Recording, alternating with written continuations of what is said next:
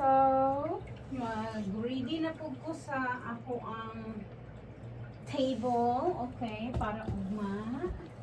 So, ugma, ang client nako is post-op, okay? Tummy tuck post-op. So, muni ako ang buhaton.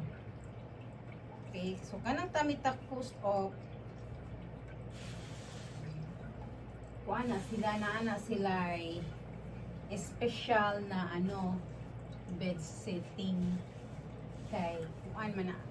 Okay, so kani ako ni siyang i-left up.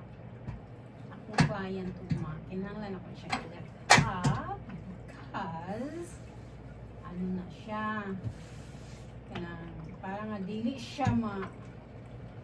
dili ba mabinat iyahang kana bitang tahi niya di ari dili mabinat. Okay, naaman na kuan ka na mga tamitak naaman na sila dako kayong samad. So the beauty of this guys, sa man akong hangad sad uy nga di ta makita dagway nato sa man akong robot nga. So the beauty of this guys, okay, so naay red light therapy para sa kuang client nga post-op, di ba? So look at that. See? Tadang! Okay, duha na sila kabuok, no? So, diri pod sa isa. Oh, nalibat na diri na siyang butuyok. Na masugo akong robot na masugo. So, diri tuyok diri para nga kuan.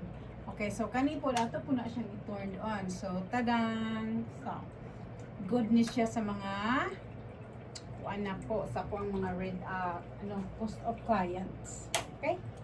So, maorat to. Demo ginagmay, di ba?